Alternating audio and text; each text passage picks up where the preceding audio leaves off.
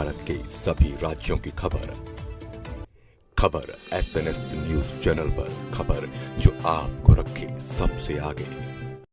नमस्कार, मैं विशाल पटेल। खबर SNS टीवी में एक बार फिर से आपका स्वागत है। आइए ले चलते हैं उत्तर प्रदेश की कुछ खास खबरों की ओर और दिखाते हैं आशीष सिंह की यह खास रिपोर्ट। आज वाराणसी सर्किट हाउस में पर्यटन मंत्री ठाकुर जयवीर सिंह ने संगठन पर्व सदस्यता अभियान को लेकर प्रेस वार्ता की। इस कार्यक्रम में सदस्यता अभियान को लेकर पार्टी की उपलब्धियों को गिनाया। साथ में काशी क्षेत्र के क्षेत्रीय अध्यक्ष दिलीप पटेल, जिलाध्यक्ष हंसराज विश्वकर्मा, महानगर अध्यक्ष विद्यासागर राय भी इस दौरान मौजूद रहे। 1 सितंबर से शुरू होने वाले इस अभियान में आपने ये भी देखा होगा कि 2 तारीख को पहली संस्था आदरणीय नड्डा जी के द्वारा माननीय प्रधानमंत्री जी को प्राथमिक सदस्य पार्टी का बना करके शुरुआत की गई है। ये भी महत्वपूर्ण है कि चाहे वो पुराने कितने ही वरिष्ठ सदस्य हों, लेकिन वो सदस्यता शून्य मान ली जाएगी जब नई संस्था की शुरुआत हो गई है। इसका मतलब मुख्यमंत्री जी, हमारे प्रदेश के दोनों डिप्टी सीएम ने भी लखनऊ में पार्टी कार्यालय पर पार्टी की प्राथमिक सदस्यता लेने का काम किया है। ये सदस्यता का अभियान जन जन तक पहुंचे, एक अभियान के रूप में ये परिवर्तित हो, ऐसा पार्टी के संगठन का भी प्रयास है। लेकिन साथ ही साथ हमारे आम जनता, आम लोग भी भारतीय जनता पार्टी के सदस्य बनना चाहते हैं। और वो सदस्य चूंकि बनने के लिए उन्हें कोई कार्यकर्ता ऐसा चाहिए जो संस्था उन्हें दिला सके। से लेकर के राष्ट्रीय स्तर तक के जितने भी पदाधिकारी हैं, उनकी सबकी भूमिका इसमें जिम्मेदारी के साथ, हरेक की जिम्मेदारी है कि सारे लोग सक्रिय योगदान देकर के इस सदस्यता अभियान को सफल बनाने का काम करेंगे।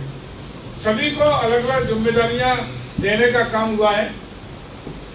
हरेक हमारे संगठन के अलावा भी जितने पार्टी के हमारे जिला पंचायत अध्यक्ष हैं, हमारे ब्लॉक प्रमुख हैं, हमारे टाउन एरिया के चेयरमैन हैं, नगर पालिकाओं के चेयरमैन हैं, हमारे माननीय विधायक हैं, माननीय सांसद हैं, विधान परिषद हों या विधानसभा के हों सदस्य हैं, जितने भी चुने हुए जनप्रतिनिधि हैं, उनको भी अलग अलग संख्या में एक लक्ष्य दिया गया है जितने सदस्य बनाने की उन्हें जिम्मेदारी का निर्वहन करना है।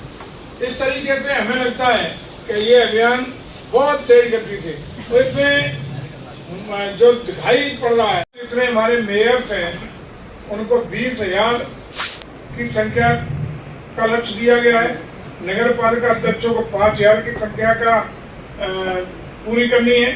नगर पंचायत अध्यक्षों को 2,000 की संख्या पूरी करनी है। नगर निगम पार्षद को 1,000, नगर पालिका परिषद के सभासदों को 500, नगर पंचायत के पार्षदों को 200, निगम आयोग बोर्ड के अध्यक्षों को 1,000, जिला पंचायत के अध्यक्षों को 15,000, युवा मोर्चा को 15 लाख, महिला मोर्चा, पिछड़ा मोर्चा, अनुसूचित जाति मोर्चा को 10-10 लाख सदस्यों को बनाने का लक्ष्य दिया गया है।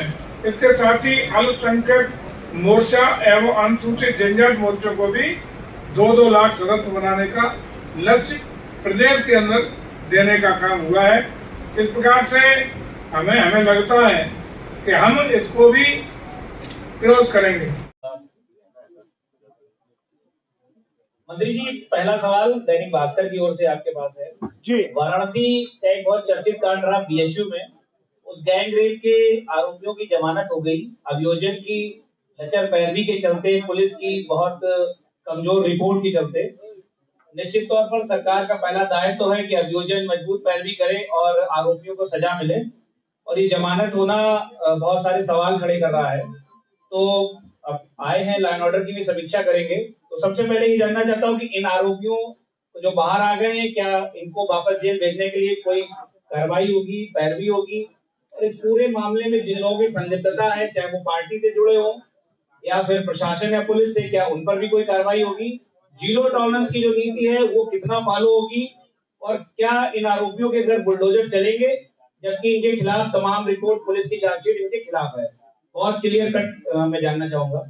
देखिए, जैसा कि पूरा प्रदेश और देश जानता है, बल्कि दुनिया तक ये मैसेज है कि उत्तर प्रदेश की सरकार जब से आदरणीय मोदी जी के नेतृत्व में 2017 से बनी है, तब से लगातार लॉ एंड ऑर्डर के विषय में जीरो टॉलरेंस की नीति अख्तियार करती है।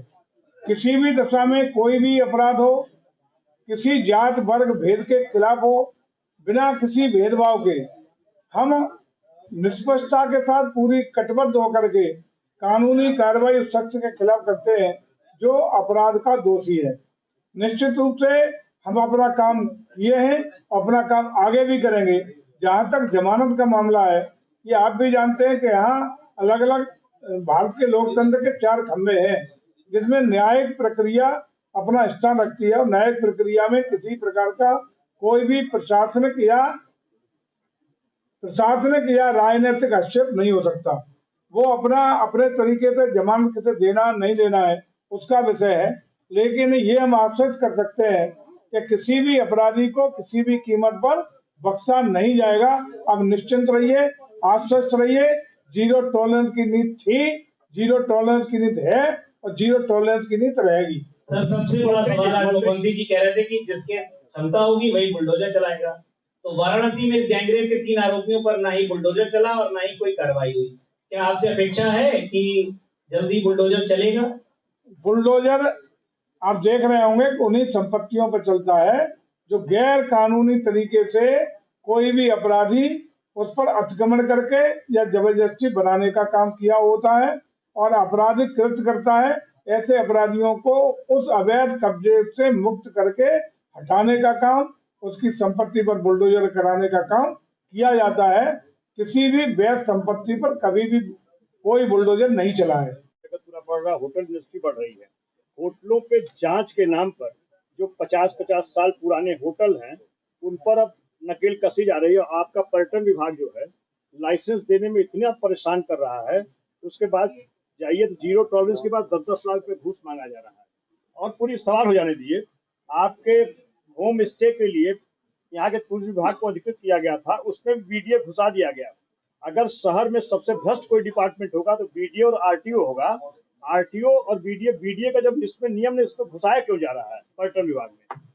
देखिए, जैसा कि आपको एक चीज संज्ञान में ला दूं कि उत्तर प्रदेश में दूसरी बार आदरणीय योगी जी की सरकार बनने के बाद जब मुझे उत्तर प्रदेश के पर्यटन विभाग का दायित्व मिला, उसके बाद ही हम लोगों ने तय किया कि पूरे देश के विभिन्न राज्यों में जहां सबसे ज्यादा पर्यटकों की आवक है और संसाधन सुविधाओं के लिए ज्यादा जाते हैं, मध्य प्रदेश हो, राजस्थान हो, साउथ के कुछ स्टेट हो, उन सब पर टीम भेज करके हमने उनकी नीतियों को, जहां जहां पर्यटन नीति लागू थी, उनका सर्वेक्षण कराया और सारे स्टेट का सर्वेक्षण करा के, उनका पर्यवेक्षण करा के, उनकी अच्छी अच्छी चीजें एब्जॉर्व करते हुए, अपनी समाहित करते हुए नई पर्यटन नीति 2022 दिसंबर में हम लोगों ने उत्तर प्रदेश के मंत्रिमंडल से, मंत्रि परिषद से स्वीकृत करा करके, कैबिनेट से पास करा करके लागू करने का काम किया। तो संविधान बदल देंगे, 400 सीट इसलिए मांग रहे हैं कि आरक्षण खत्म कर देंगे। गांव की महिलाओं को, शहर की गरीब महिलाओं को हम हर महिला को 1 लाख रुपया देंगे। 8,500 रुपये महीने हार बनवा लिए गए। बेचारी महिलाएं आज दर दर भटक रही हैं अपने फार्म का भुगतान कराने के लिए। इनसे जनता काठ की हड़िया एक बार चढ़ती है, झूठ लंबा नहीं चल सकता। वो झूठ जनता के सामने आ गया है और जनता आज जो लोकसभा में उससे चूक हुई है, उसी से प्रायश्चित महसूस कर रही है और निश्चित रूप से आने वाले किसी भी चुनाव में गुमराह नहीं होगी, ऐसा हमें भरोसा है। और इसी का परिणाम होगा कि उत्तर प्रदेश के आने वाले चाहे उपचुनाव हो, चाहे आने वाले विधानसभा के चुनाव हो या अन्य चुनाव हो, उत्तर प्रदेश की जनता का आशीर्वाद पूरी तरह भारतीय जनता पार्टी को मिलेगा और उत्तर प्रदेश में पुनः कमल 10 सीटों पर खिलेगा।